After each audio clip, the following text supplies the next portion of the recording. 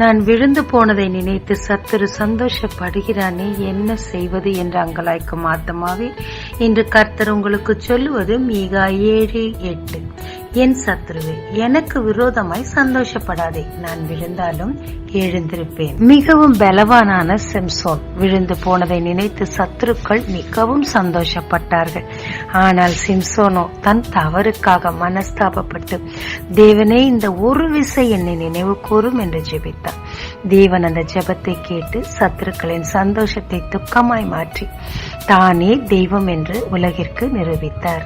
ஆமாங்க, நீதிமான் 7 முறை விழுந்தாலும் எழுந்து கொள்ளுவான் என்று வேதம் சொல்லுகிறது. விழுந்த இடத்துல அப்படியே கிடக்காம தேவனை நோக்கி மனஸ்தாபப்படும் போது தேவன் திரும்பவுமாய் நம்மை எழுப்பி சத்துருக்கள் முன்பாக உயர்ந்த ஸ்தானத்தில் வைப்பாருங்க. ஜெபிக்கலாமாங்க. தேவரீர், என் தவறுக்காக மனஸ்தாபப்படுகிறேன், திரும்பவுமாய் என்னை எழுப்பி சத்ருவின் முன் உயர்த்துவீராக. இயேசு மூலம் பிதாவே, ஆமென். இயேசு கிறிஸ்துவின் நாமத்தில் இந்த நாளில் உங்களை